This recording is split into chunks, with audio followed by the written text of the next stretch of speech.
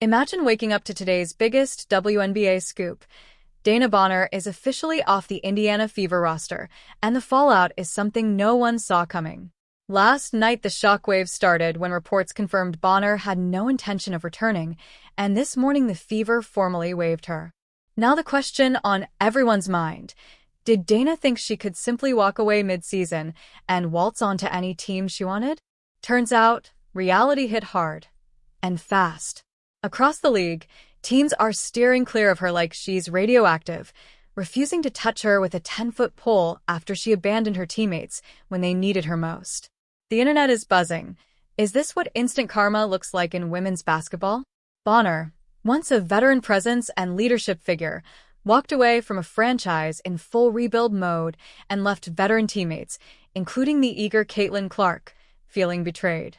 She signed with Indiana, basking in the limelight, gracing Sports Illustrated covers, and then just quit when things didn't go her way. Players across the WNBA and even within the Fever locker room are asking, do you really want someone who would bail mid-season disrupting your team culture? The business side is even juicier. When you're waived, any team can claim you off waivers and inherit your $200,000 salary, no questions asked. But if you explicitly tell teams you only want to go somewhere specific, you're signaling entitlement. That's exactly what Bonner did, apparently telling every team except the Phoenix Mercury to keep their distance. Yet now even Phoenix, the one team she supposedly targeted, is having second thoughts. Why on earth? Because a front office doesn't want someone who could walk out the door on them at the first sign of adversity. It's bad for chemistry, bad for morale, and bad for business. And let's talk paycheck. She's likely to end up signing a prorated veteran minimum, $80K, instead of her full salary, meaning she's potentially losing over $100,000 simply because she tried to pull rank. Meanwhile, Phoenix already has a tight-knit unit full of players committed to the system. Why bring in someone who might shatter that harmony? The decision isn't just about basketball, it's about the message it sends to every roster spot in the WNBA. Enter general managers and coaches. Would you gamble on someone who quit when things got hard? Especially at 36 and noticeably past her primes? Draft picks are limited, roster spots precious. Trust and professionalism matter, and right now, Bonner's reputation is bruised beyond repair. But the story gets deeper when you factor in timing.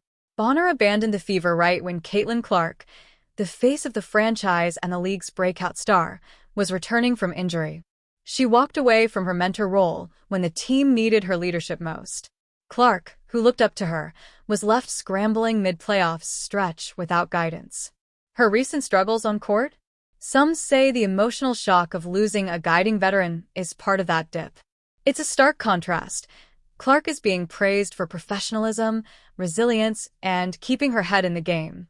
Meanwhile, Bonner's actions are being widely criticized as the opposite. Think drama in the mold of Ben Simmons or Jimmy Butler. Superstars who force their way out of situations. But unlike them, Bonner isn't at the top of her game. She's aging, not commanding that same superstar leverage, and yet acted as if she did, demanding a destination and abandoning contract obligations. That's a dangerous precedent. If one player pulls it off, what's to stop others from quitting mid-season and demanding their teams pay them anyway? Especially in a league with only 12 franchises and 144 roster spots, every move is magnified.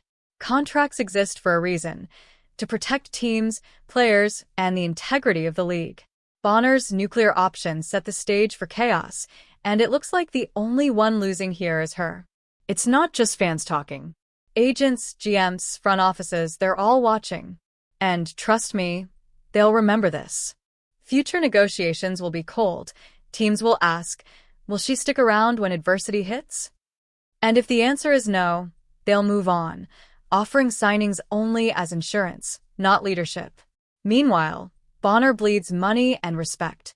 She could have played the veteran role in Indiana, earned her pay, and thought about Phoenix next offseason.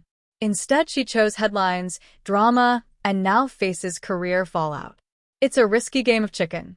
You chase publicity today, and tomorrow the door slams shut. Let's not skip the part about love and acrimony. Rumors say Bonner wants to join Phoenix to play alongside her girlfriend, Alyssa Thomas. There's nothing wrong with that, but don't turn it into a basketball power move. If that was your priority, sign there during free agency. Instead, she chose Indiana's bigger contract, bigger stage, and then tried to force a move after the fact.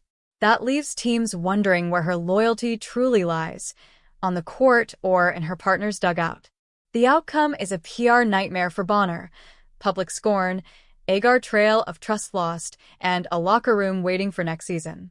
Meanwhile, Fever loses face and fans lose faith in their organization's decision-making. Young players, especially Caitlin, are left looking up and seeing that even veterans will ditch ship when they feel uncomfortable. That's not the lesson you want them learning. Leadership isn't quitting when it gets hard. It's staying when nobody's watching. In short, this isn't just drama. It's a wake-up call for the WNBA. Contracts matter, culture matters, and accountability matters. Bonner may have thought she could play by her own rules, pick her team, and walk when convenient. But the reality is harsher. There are consequences for quitting the moment things go south. Will Bonner find her next team? Sure. Maybe after the dust settles. But she'll likely take a massive pay cut, and first-round GMs will think twice before adding her to their locker room. This season, she traded loyalty for headlines, and now she's paying the price. So, where do we go from here? The league will watch closely to see if this sets a precedent. Will other veterans follow suit? Or will they honor their roots, stay under siege, and work it out? And for Bonner, this is a turning point. Ride the storm back to relevance, or be forever remembered as the player who walked away. What do you think? Is she selfish or savvy? Smart or short-sighted? Drop your thoughts below. Hit like if you're following the saga, and subscribe for more WNBA drama, locker room leaks, and all the stories behind the hoop.